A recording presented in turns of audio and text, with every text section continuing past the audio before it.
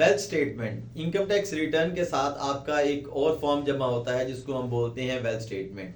Wealth statement क्या है? Wealth statement आपके एसेट्स और लायबिलिटीज की एक स्टेटमेंट है।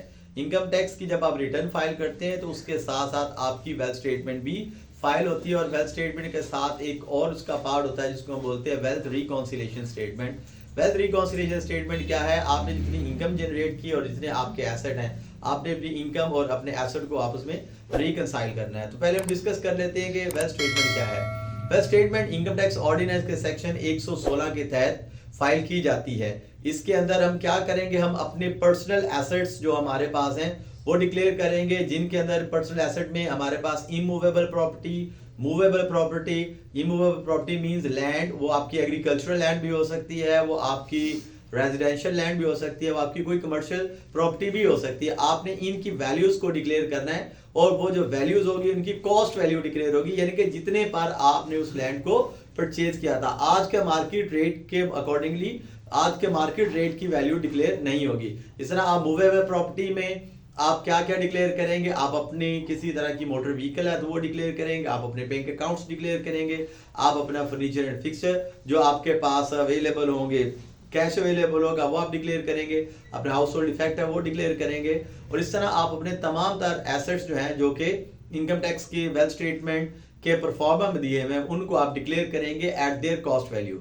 अब इस वेल्थ स्टेटमेंट का जो दूसरा एंड है वहां पर हमारे पास आती है जो आपकी लाइबिलिटीज में आप क्या करेंगे? किसी तरह का आपका लोन है, आपने किसी शख्स से पैसे लिए हैं, वो उधार लिए हैं, वो देने हैं, तो आप वो भी डिक्लेयर करेंगे। आपके टोटल एसेट्स में थे, आपके जब लाइबिलिटीज माइनस होंगे तो ये हमारे पास नेट एसेट्स आ जाएंगे। अब इसके बाद नेक्स्ट स्टेप हमारे पास होगा कि हमने अपनी वेल्थ स्टेटमेंट के अंदर एसेट्स और लाइबिलिटीज़ ऐड करने के बाद हमारा नेक्स्ट स्टेप है कि हम अपने पर्सनल एक्सपेंसेस को डिस्कस करें। पर्सनल एक्सपेंसेस के टैब में क्लिक करेंगे और वहाँ पर जाकर डिफरेंट नेचर के जो पर्सनल एक्सपेंसेस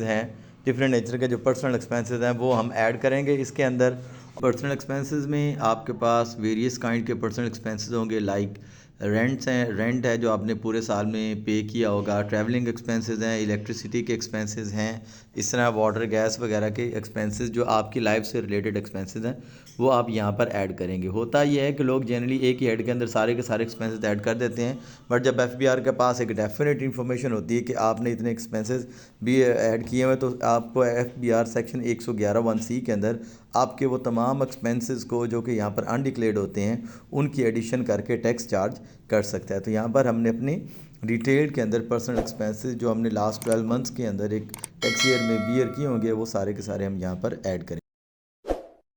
वेल्थ रिकॉन्सिलिएशन को फाइल करते वक्त हम क्या करेंगे?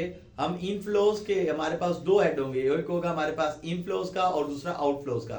इनफ्लोज में जहां जहां से हमारे पास इनकम आई है वो हम ऐड करेंगे, वो आपकी वो इनकम होगी जो आपने अपनी रिटर्न के अंदर भी डिक्लेयर की होगी, वो आप सब्जेक्ट टू टैक्स भी हो सकती है और एग्जेम्प्ट इनकम भी हो सकती है। कहीं से आपको कोई गिफ्ट मिला, अब वो भी यहाँ पर ऐड करेंगे, कोई इनहेरिटेंस है तो वो भी आप यहाँ पर ऐड करेंगे। जबकि इसका जो दूसरी साइड है वो आपके आउटफ्लोज हैं। आउटफ्लोज के अंदर आप अपने पर्सनल एक्सपेंसेस डिक्लेयर करेंगे, आपने किसी को कुछ गिफ्ट दिया या आपके कोई और जो है इस तरह का आउटफ्लो ऑफ फंड हुआ तो आप डिक्लेयर करेंगे। ये आपके जो एसेट्स हैं जो वेल्थ स्टेटमेंट आपने डिक्लेयर किए, और यहाँ पर जो इनफ्लोज और आउटफ्लोज हैं इनके साथ ब्लेंड होकर आपकी जो रिकन स्टेटमेंट है, वेल्थ स्टेटमेंट है, आपकी इनकम के साथ रिकनसाइल होगी।